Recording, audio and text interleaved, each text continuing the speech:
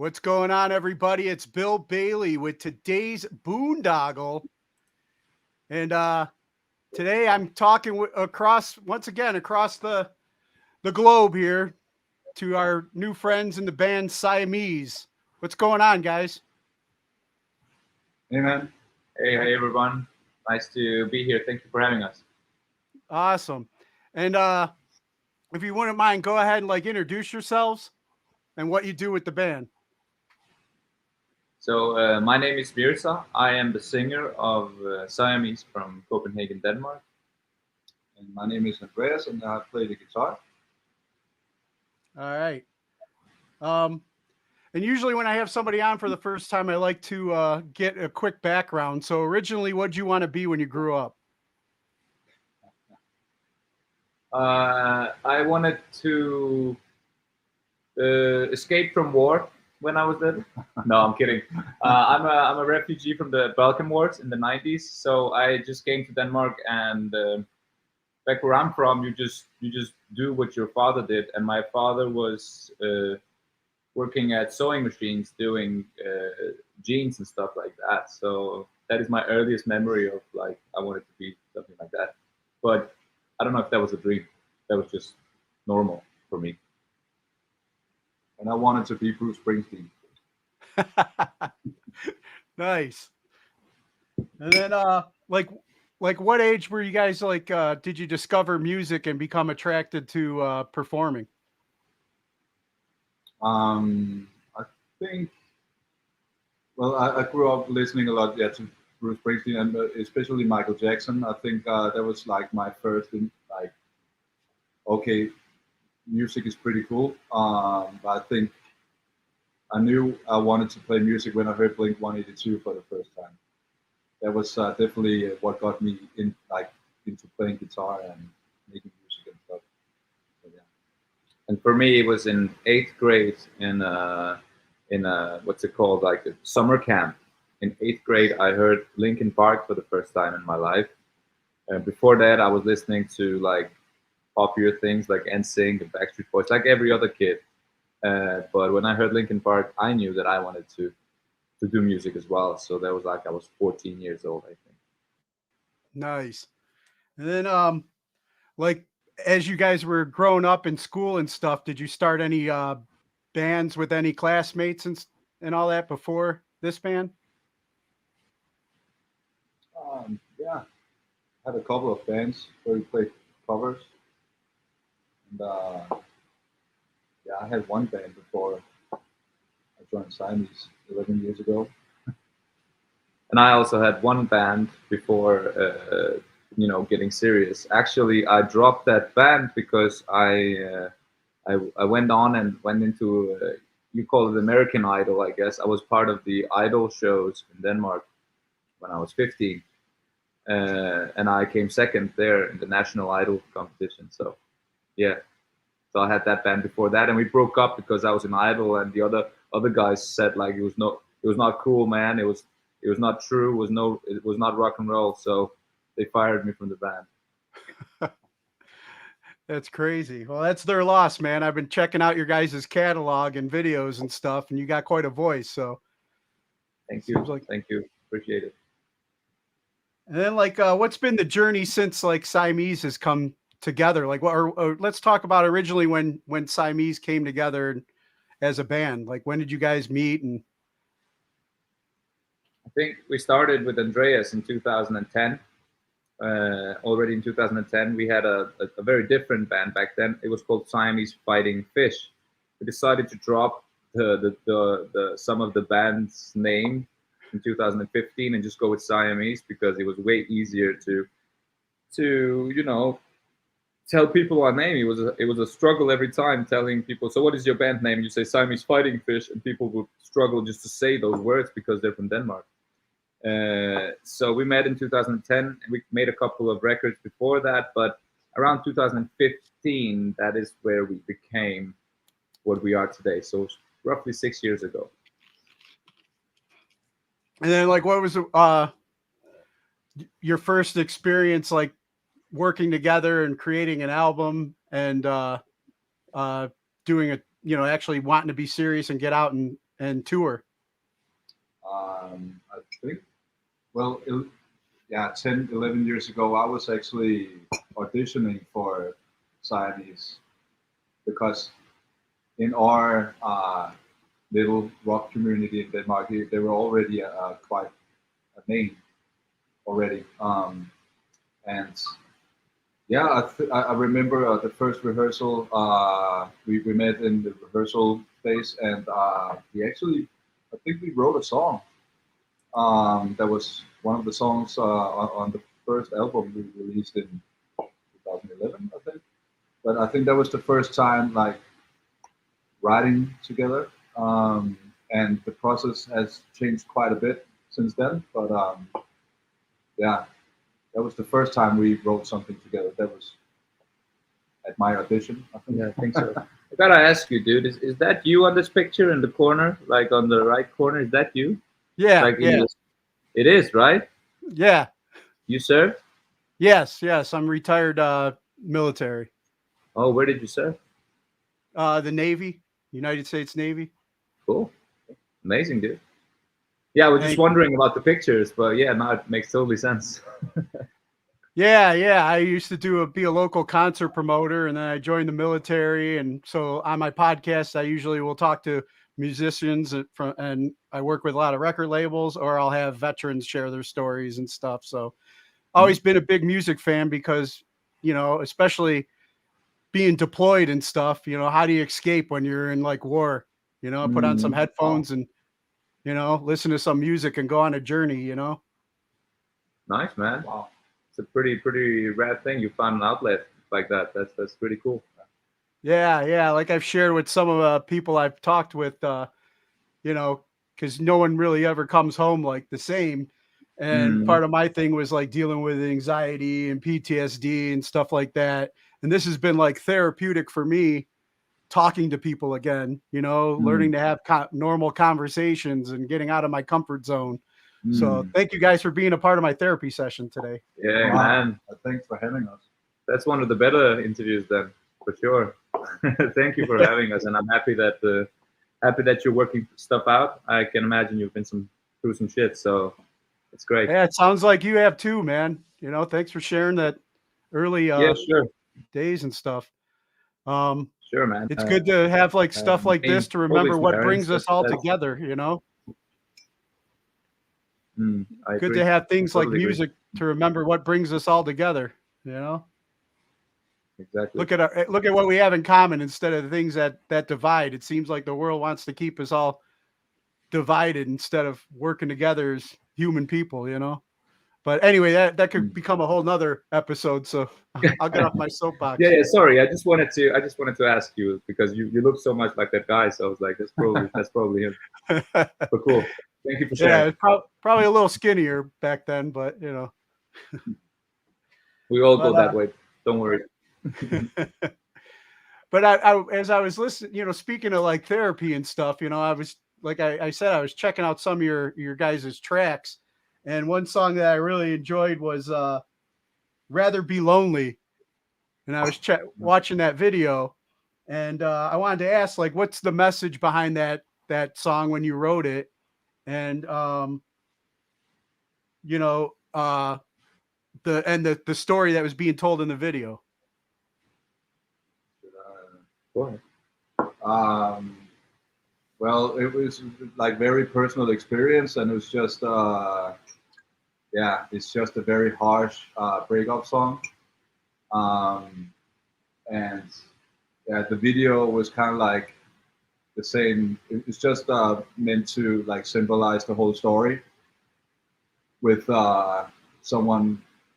The girl in the video, she's just writing lies basically on the floor, and she paints herself up in the corner, and it's a very simple concept, but so it was a very different video for us, and kind of an experiment to do more like a story than a performance video. So yeah, kind of what I was getting out of it. What I was getting out of it too is like, when we're we're in those relationships and those feelings, we could be blind, because I saw the blind, this passing, and Yeah, we can purposely be blind to the obvious red flags in a relationship sometimes because of the yeah. butterflies or whatever. So I don't know if that was part Yeah. of what you guys were It's saying, kind of but like when your feelings kind of overtake your instincts. yes, That's basically the situation. yes, So exactly. the song is very much about that.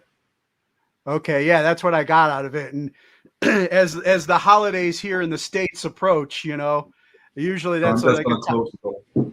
a time for me too, when I start thinking about, you see everybody in their pictures and everybody in their happy relationships and this and that, and then I was just like really felt pulled to that song, because I'm a single dad and stuff, and just like, I could go back to relationships that were bad that are still wanting to be there for me, but why would I put myself through that just to be with somebody, Yeah, especially yeah. for the holidays and stuff like that. So I really connected with that, but I That's just wanted cool, to man. share That's great how to much hear. I But enjoyed that. yeah, the question is it better to be in a relationship that's bad for you, or is it better to just be by yourself and Be miserable. be miserable? It's just it's a very different way, or kind of miserable, I guess.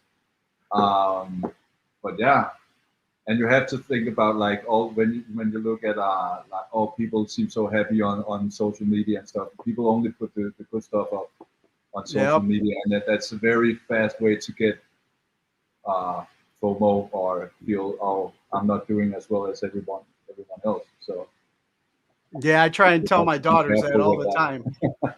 time. Don't buy into all that. Everybody's going to put their best self out there, but you know what's going on behind the scenes. So, but let's talk a little bit about the album Home. Like, what's the main theme that you guys have behind, or the main message that you're trying to put out with this album? It was the album is definitely a product of the circumstances. So it was like we were confined to our own homes all the time, and we found good things about it, but also the bad things about it. So some of the album goes into like praising and kind of acknowledging and the beautiful part of having a home and what home is for you and what it does to you and how it's kind of shaping you, like in the song Home. That's the theme, but also we have other stuff about what's happening within these four walls of the home. So we wanted to like conceptualize everything that could happen in a home situation more than the individuals. We wanted just to talk about everything that kind of happened to us in these 2 years that we spent in our home, basically. So yeah, we just thought like that is the concept, that is the idea behind all these songs, because every song has different stories, and if you put them together, they might not be like one string of events, but if you just think about it as a thing that happens within your four walls, um, that was the idea we had, and hopefully people can take something from it, if not from everything, then from some of the songs. Like you kind of understood like the Rather Be Lonely one. Other people could do something else. So we hope that there is something here for everyone. Yeah, so a lot of that was written about your experience then during this whole pandemic lockdown and everything, is what you're saying. Exactly. Yeah, it's It was just kind of very like a personal therapy stuff. session for you guys in a way to get that out, express that. Definitely. Especially in this moment, like these last 2 years, it's been somewhat a very important outlet to have, because we are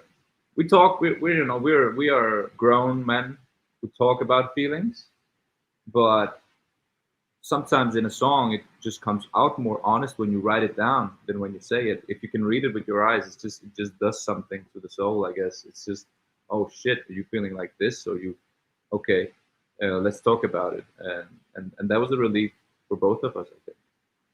It's actually quite funny. It's like if you feel stressed and you have a lot of stuff to do, it's usually a really good idea to write down like a to-do list or whatever. When you write it down, it kind of goes out of your mind and down. Like you park it over here, Mm. And I actually think it's kind of the same thing with writing about um, stuff you think about or feelings or whatever. I've experienced the last 2 years that it's very, you kind of park those thoughts on that paper or on your phone, wherever you write it down. Yeah, they say journaling's very important too. For like, it's like journaling, you know, getting your feelings out, so they're not bouncing around and building up in your head. Yeah, but it sounds very hippie-ish to say that, but it actually works. I find. No, yeah, hey, I'm like I said, I've been doing all kinds of stuff to try and get back to some sense of normalcy. So I go through all that hippie stuff, whatever works, man. You know, Yeah. like during the lockdowns here, you know, I was trying to, you know, I was trying to surround myself more with positive people and stuff, and we're trying to look at the pluses with it. Like I got 2 grown teenage daughters. They're always out. We live so fast. We're just like roommates under the roof. You know, we hardly spend time because they're always out with their friends. When we were locked down, I looked at it as an opportunity to renew and strengthen our relationship as father and daughters, you know. And so there could be positives to slowing down and resetting, you know. I tried to focus on that a lot, you know. And obviously you guys put a lot of work in too.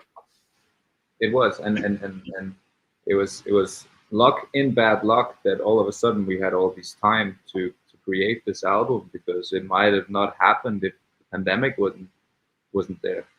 It might have not happened this fast. At least we might have taken our time, but we had so much time at hand that we just went for it, and yeah, here we are. Nice. Yeah, and I've always been like a big I love to hear the lyrics, and I love when I get to see I'm still like old school. I like to have the album or the CD and read along, you know, to go on that journey with the person, you know. So I would definitely with this album, like if people wanted to support it and pick up, where would they where would you send them? Yeah, they can go to siameseband.shop. So siameseband.shop, and pick up a vinyl, a CD, everything signed, or even some merch if they like.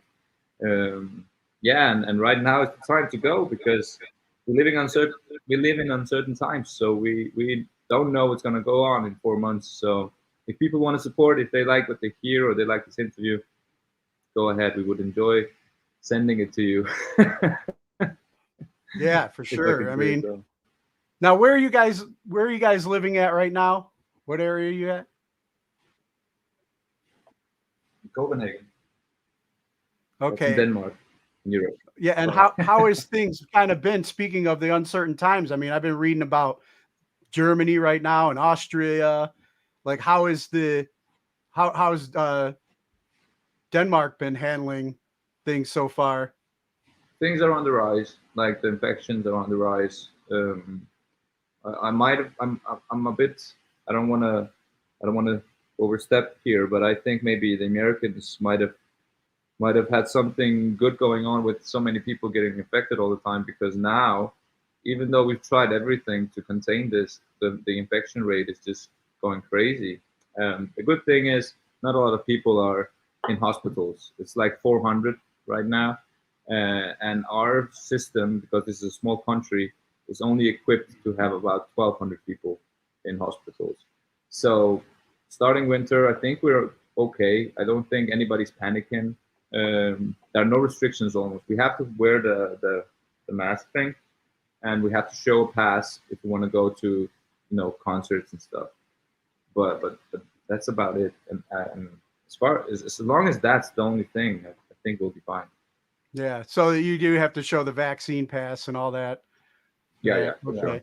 Because I was just reading in Germany, if you're not vaccinated, you're getting locked down now.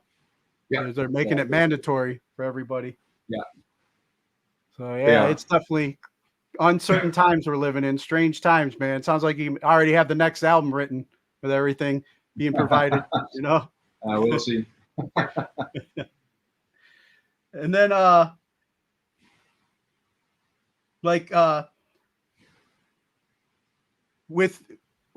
you been able to get out and play, or do you have any tours lined up or live shows lined up for right now? Yeah, we actually just came back from a UK tour with Okay. they used to be called Slaves, American band. Now they call Rain City Drive. Yeah, and that was really great.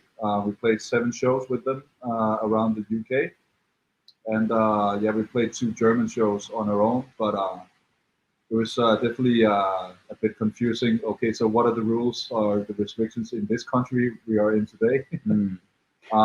It was quite a weird and surreal experience to tour these days. But I actually think, what did you say? I think we were one of the first Danish bands to actually go abroad on tour. The first band, Danish band, to a tour outside of Denmark after the pandemic. So, and you could really, yeah, it was great, but it was just you didn't know what to expect each day.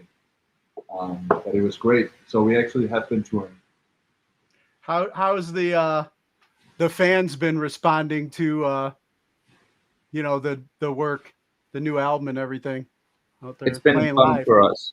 It's been fun for us because we've been away for 2 years. But in these 2 years during Corona, that's probably where we've had the biggest growth of this band, like the biggest numbers and people coming in on our socials. So going out in the UK and just looking down at people and seeing that, whoa, these guys know all the lyrics, was a very new experience for us. But it's just it's that thing that we've been working so hard for that, and it's finally starting to happen. So that was amazing. It's quite weird when you spend, like, let's say 2 years in the studio and you're just writing whatever you feel like, but we're just in studio mode. I think it's like 3 or 4 years since I actually went on a real tour with Siamese because I had to work. So it's really motivating to come out and actually talk to people and realize that, okay, there's actually other people that are really invested in the band besides the band. So yeah. So yeah, and actually quite overwhelmed by some of the people we've met, like how much it means to them, and that's a pretty cool thing. So what's been like your favorite off the new album? What's been one of your favorite songs to perform live? To perform? Yeah. I think for me it has to be Numb so far. Yeah.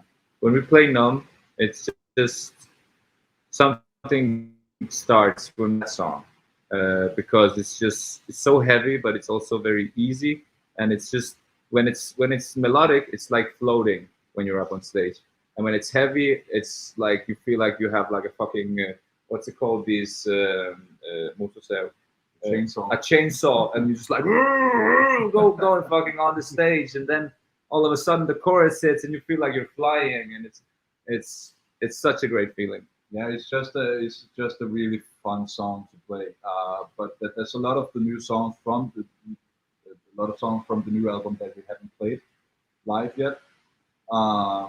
But yeah, Numb is definitely one of the really fun songs to play, and you can just see instantly the crowd just reacts to it right away. So that definitely works live. I'm just gonna have to remind you that we have to leave you in just 2 minutes, just so you know. Okay. Yeah. Well, I was getting ready to wrap up with some of the questions that I normally ask then. What's a song that you feel has inspired you in life that's like a go-to when it's not one of your own, but like, you know, from an artist that is one of your go-tos whenever you're like going through a rough patch or just need a pick-me-up, it's always on your playlist? Mine, I think, is Englishman in New York by Sting. I don't know why. The clarinet saxophone solo in the end, just that's the thing I want to get. I want that played when I leave this world one day. You know, that's how I feel about that ending and stuff. So I would say that song for sure. I would say Toto Africa, actually. But it's not like it's not. I don't think I have like a song that picks me up when I'm feeling down. That will always be one of my favorite songs for some reason, and I don't know why, but yeah. Nice. And then who are 3 people that have inspired you or you can credit for making you the person you are today? I think I would have to say first and foremost my mother is the first one, and then I had a teacher in high school who kind of got me professionalized or interested in music, and the last one I think is him.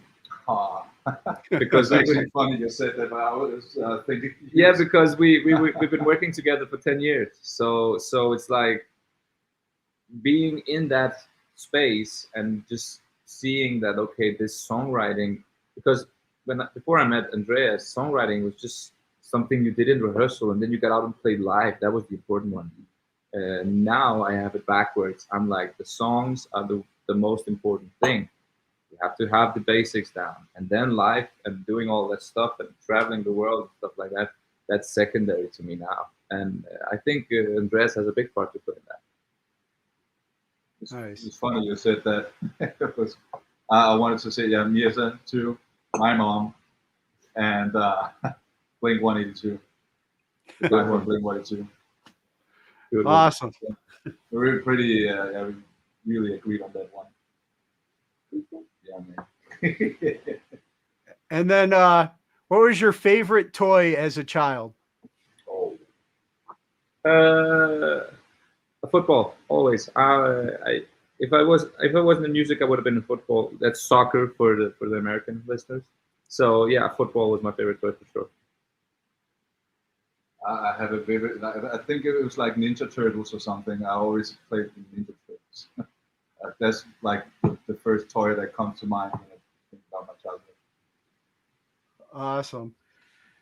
All right. Well, I know you guys are short on time and gotta get ready for the next interview, man. But I really appreciate you taking the time and having this conversation. Like I said, if any of the listeners out there are new to hearing about you and want to check out more of your stuff, where would you send them? It would be on our Spotify. Just look up Siamese. Siamese is just like the cat, but it's not the cat. It's the band from Denmark. And I definitely encourage them to check you guys out on YouTube as well, because I enjoyed those videos. So Thank you so much. good You're a good stuff. guy, man. Thank you for having us. Thank you. Yeah, Take care. Take care. You Bye. too, man.